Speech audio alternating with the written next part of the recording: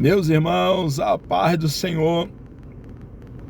Para mim é um grande prazer estar aqui mais uma vez com os irmãos. A nossa finalidade aqui é compartilhar um pouco da palavra do Senhor nosso Deus, e a nossa tão amada editora Betel preparou para esse quarto trimestre do ano de 2024 falarmos sobre os 10 mandamentos.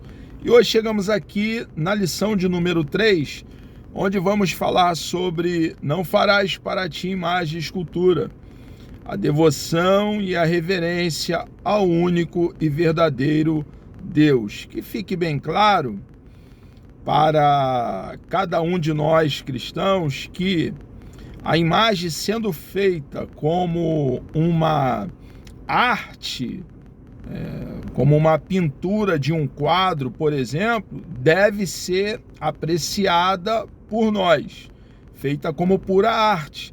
Lembrando que a arca do concerto, que tinha a tampa, o propiciatório, ficava ali no Santo dos Santos, atrás do véu. Aquele véu, ele era todo bem trabalhado, tinha aproximadamente 10 centímetros de espessura, deitando ele no sentido horizontal e amarrando um boi de um lado, outro boi do outro, tocando os dois ao mesmo tempo, ele não se rompia.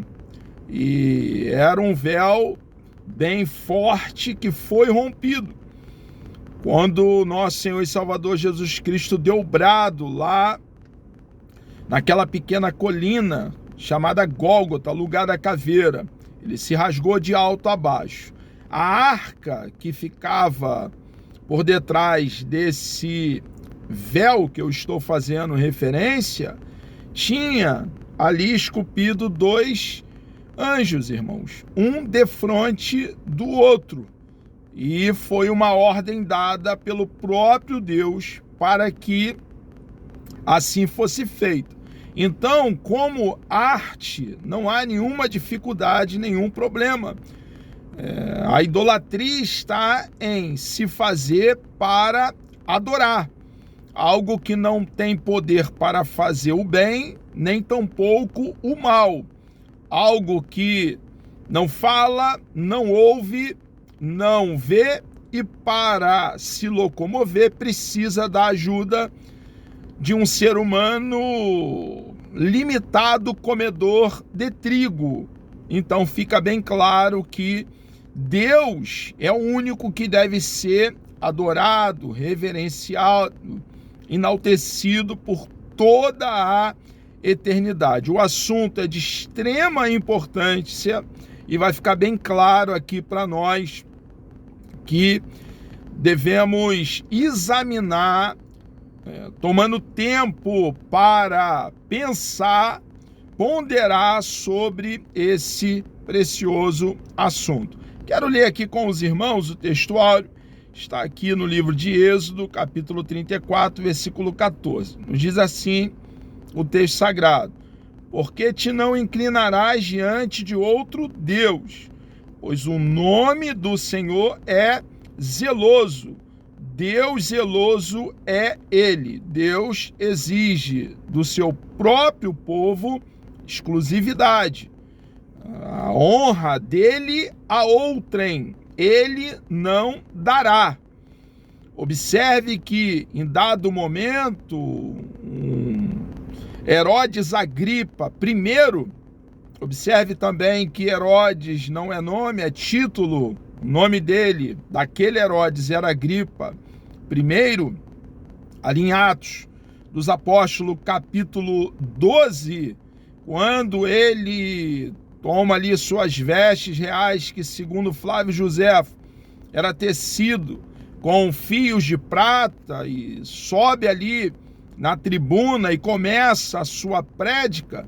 O povo, então, a turba começa a exclamar em alta voz: voz de Deus e não de homem.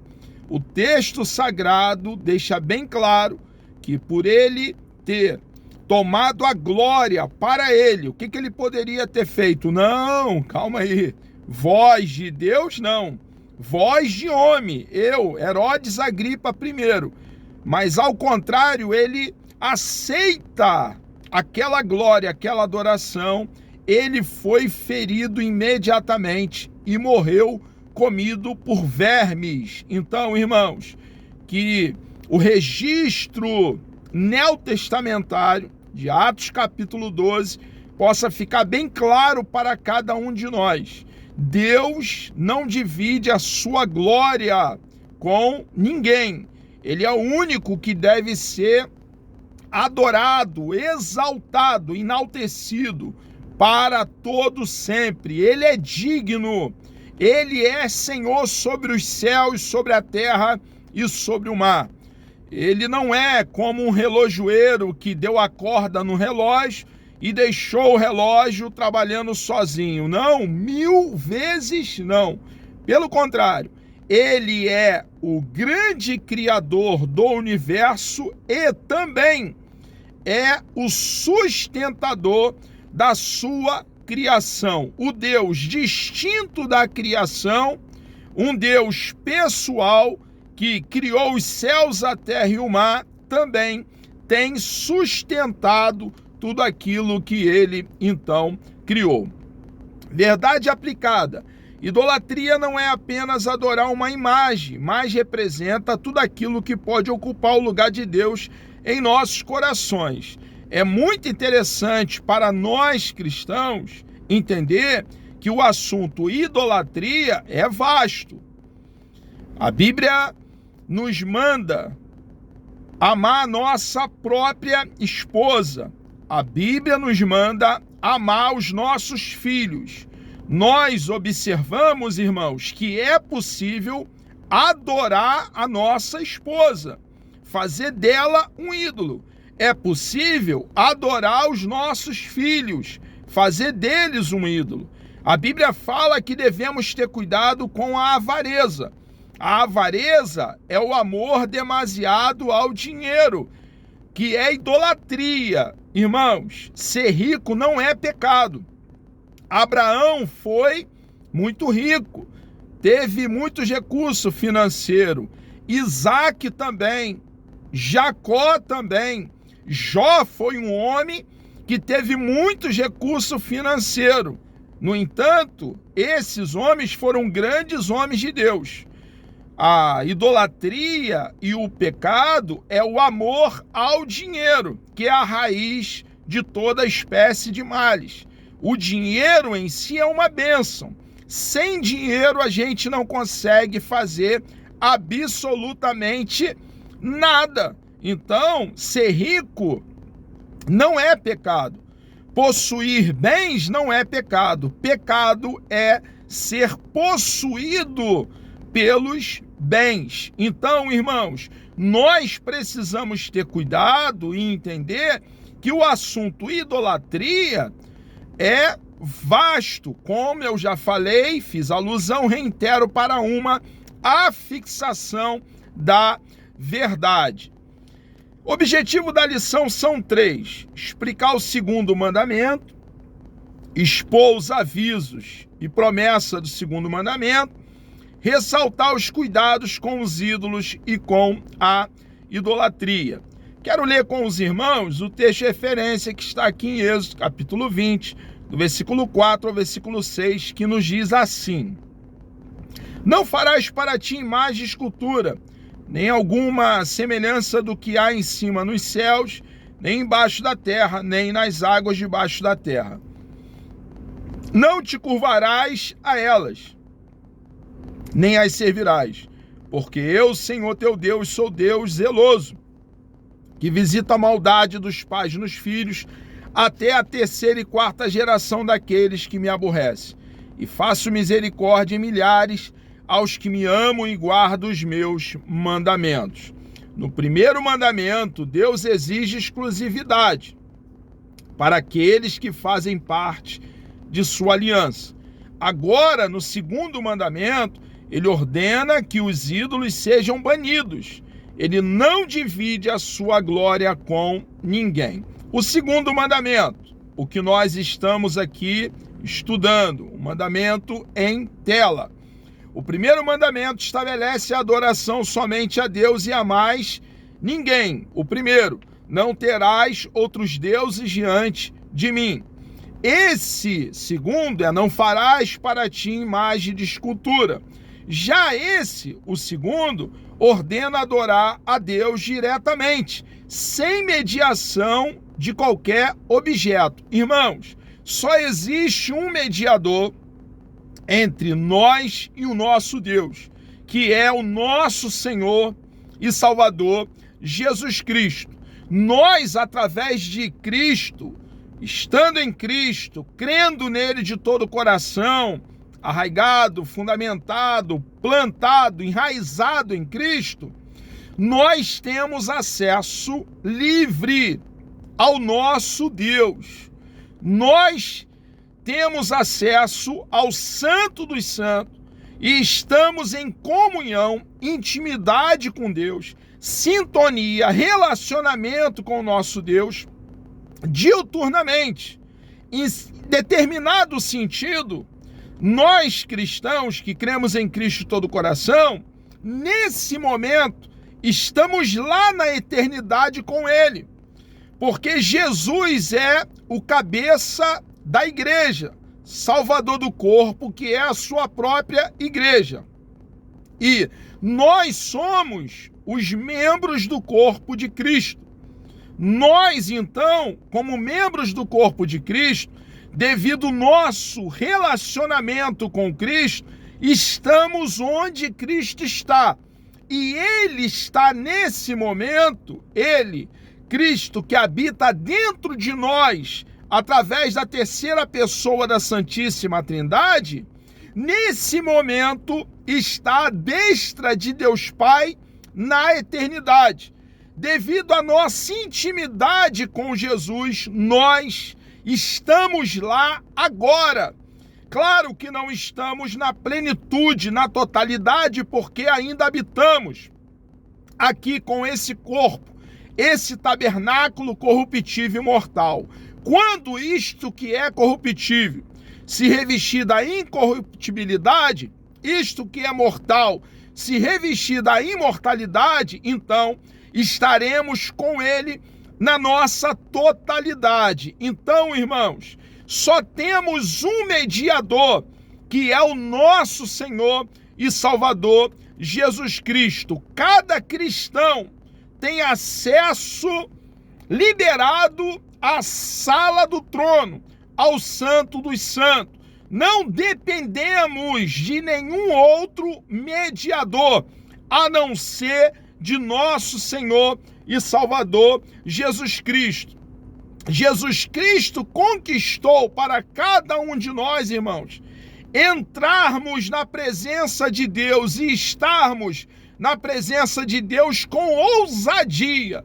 Nós que éramos inimigos de Deus, nós que estávamos distantes de Deus, hoje, pelo sangue da nova aliança, pelo sangue do nosso Senhor e Salvador Jesus Cristo, o sangue precioso que fala mais alto que o sangue de Abel, estamos próximos de Deus.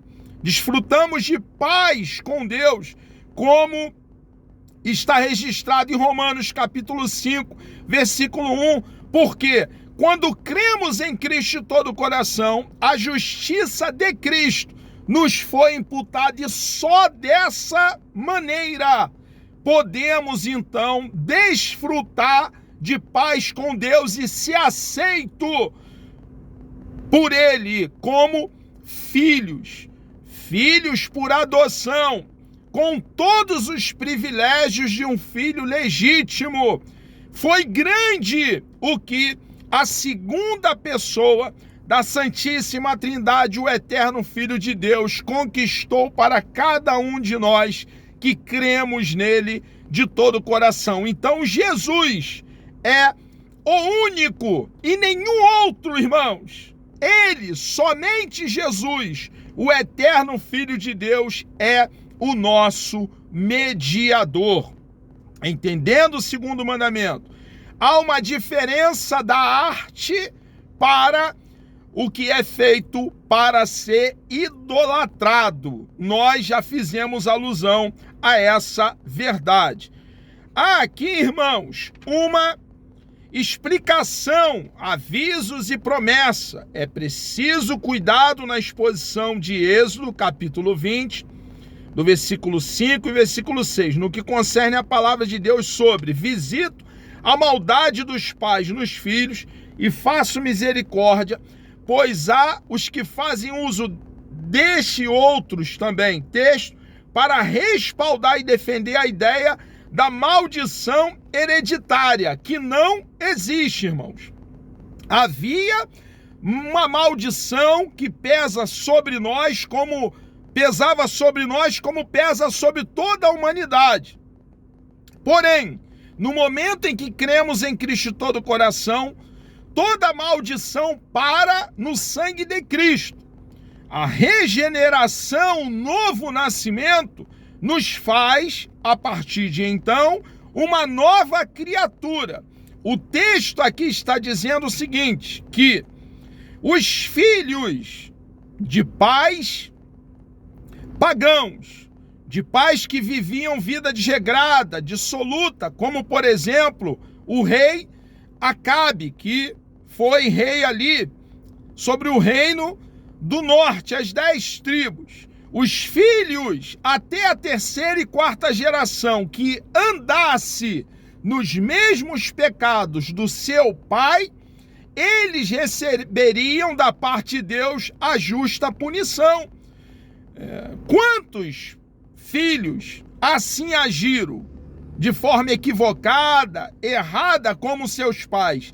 E também, irmãos, uma verdade que alguns filhos tiveram pais terríveis, completamente distanciados de Deus, e foram homens fiéis a Deus, se mantiveram em Deus. Então, esse texto está dizendo que cada um, assim como outros textos, Ezequiel capítulo 18, por exemplo, deixa bem claro que a responsabilidade é individual. Visito a maldade dos pais nos filhos, aqueles filhos que permanecem fazendo a mesma maldade que os seus pais fazem. Não existe maldição hereditária. Claro que a humanidade caminha para juízo, condenação e inferno. Existe maldição sobre toda a humanidade? Claro que existe. Mas, uma vez crendo em Cristo de todo o coração, não existe mais condenação para nós, porque Cristo, irmãos, Ele nos coloca em uma nova posição. Nascemos de novo, fomos inseridos ao corpo de Cristo e adentramos a um processo de santificação. As bênçãos para os que guardam os mandamentos. Irmãos, a obediência sempre vai nos trazer grandes bênçãos e, ao contrário, a desobediência sempre vai nos trazer a punição. Deus quer ser ouvido, não visto. Vivemos um tempo em que as pessoas, para serem levadas a acreditar em Deus, necessita de um veículo de fé. Deus não se revelou no Sinai de maneira visível, mas audível. Estudiosos acreditam que a imagem pode ser uma distração em termos de adoração e que precisamos ter mais cuidado em ouvirmos mais a palavra do nosso Deus. O ponto central do pensamento pagão era fazer ídolos para poder controlar os deuses. Esse pensamento não difere muito de nosso tempo, do nosso contexto, porque a espiritualidade contemporânea age do mesmo jeito. As pessoas não se comprometem com Deus e com sua palavra. Ao contrário, irmãos, é o que ele está dizendo aqui, elas querem uma forma fácil de servir, querem um Deus mais amigável, um Deus que pode ser adaptável aos seus propósitos. um Deus que atende aos pedidos quando é solicitado. O que o ser humano quer hoje, e alguns de nós, cristãos, infelizmente, de uma forma equivocada, queremos um gênio da lâmpada de Aladim para atender todos os nossos pedidos. Irmãos, Deus não pode ser manipulado. Jesus, ele deu vista a cego. Jesus fez paralítico saltar como uma corça, como um cervo.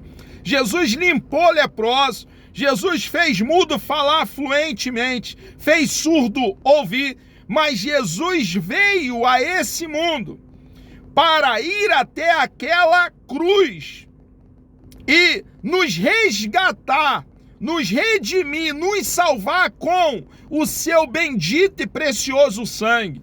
Jesus veio nos salvar da condenação do inferno, do juízo eterno e nos dá eterna salvação. Então, irmãos, nós precisamos pregar o evangelho genuíno e não, como alguns mercenários, um evangelho deturpado, falsificado. Então, irmãos, nós precisamos pregar a salvação em Cristo. Claro que a reboque, irmãos, até pela nova cosmovisão que temos, Deus vai nos abençoar em todas as áreas da nossa vida, não tenha dúvida. Quando nós abraçamos a causa do cristianismo, a prosperidade já começa aí. Porque bebíamos, não bebemos mais bebida alcoólica. Fumávamos, não fumamos mais. Tínhamos mais de um relacionamento, a partir de então passamos a ter um só. Vivíamos as noitadas, gastando muito dinheiro, agora não vivemos mais. Então, irmãos, claro que a nossa vida financeira muda. Nós agora trabalhamos e, ao contrário de viver à custa do suor alheio, vivemos à custa do nosso próprio suor. Então, irmãos, muita coisa muda na nossa vida, também financeira, devido à nossa nova cosmovisão. Nós que desprezávamos o estudo, entendemos o valor do estudo e nos qualificamos. Então, irmãos, em todas as áreas da nossa vida, a reboque, nós somos abençoados pelo nosso Deus. Deus vai abrindo porta e mantendo essas portas abertas, e nós vamos adentrando por essas portas e somos abençoados por Deus em todas as áreas da nossa vida. Porém, irmãos, cristianismo é vida com Deus, intimidade com Deus, relacionamento com Deus, é andar com Deus, é estar em sintonia com o nosso Deus e ter o nosso Deus como a nossa herança, como o nosso quinhão, como a nossa porção, a nossa recompensa. O cuidado com as imagens, devemos fugir da idolatria. Ter cuidado, irmãos, com a idolatria.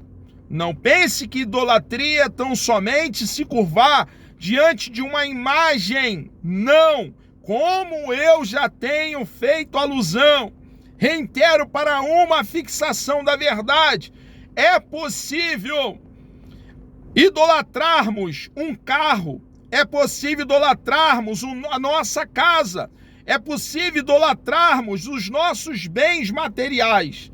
Tudo que o nosso Deus tem nos dado, irmãos, nós somos mordomos. Estamos aqui em uma viagem. Em breve, eu e você vamos morrer. A sepultura nos aguarda. Não há como fugir da sepultura dentro do contexto qual eu estou abordando. Claro que aguardamos o arrebatamento para agora, para já. E acontecendo agora, não passaremos pela morte física. Porém, irmãos, dentro do contexto qual eu estou dizendo, Nós somos um punhado de barro, partícula de terra seca. E tudo que temos, irmãos, é do nosso Deus. O que nós levamos uma vida para construir vai ficar para aqueles que nada fizeram, que não suaram como você e eu para construir o que levamos 40, 50 anos para construir. Nós deixaremos aqui. Então, irmãos, que possamos entender que nós aqui estamos e somos administradores dos bens que o nosso Deus tem nos dado. Devemos administrar bem e reconhecer com o coração grato que tudo que temos, e devemos cuidar do que temos, veio da parte do nosso Deus generoso, bondoso, amigo, um Deus de palavra, um Deus sincero, em que você, meu irmão, minha irmã, eu, podemos colocar sobre ele toda a nossa expectativa, toda a nossa confiança. Por quê? Porque ele, o nosso Deus, jamais irá nos decepcionar. Existem princípios que jamais devem ser esquecidos ou quebrados. Eles podem determinar tanto a bênção quanto a maldição em nossas vidas. Assim é o segundo mandamento. Nós, cristãos, precisamos a cada dia ser norteado, governado, orientado pelo nosso manual, o rolo sagrado, as sagradas letras, a Bíblia Sagrada deve então nos dar a cada dia a direção. Amados, chegamos aqui ao término de mais uma pré-aula. Que Deus vos abençoe, te dê um dia abençoado. É um prazer estar aqui mais uma vez com os irmãos. Deus me dando vida até lá, querendo o nosso amado e bondoso Deus. Na próxima lição, na de número 4, iremos falar sobre: não tomarás o nome do Senhor teu Deus em vão, a santidade e a honra ao único e verdadeiro Deus. Vamos orar? Deus amado, nós louvamos e engrandecemos o teu santo, bendito e precioso nome. Obrigado, meu Deus, por essa grande oportunidade que o Senhor nos concede estarmos aqui, ó Deus, compartilhando com verdade da tua palavra. Peço uma bênção sobre a vida de todos que estarão assistindo mais essa pré-aula. Muito obrigado, ó Deus, pela tua bondade, pela tua generosidade, pelo teu grande e imenso amor.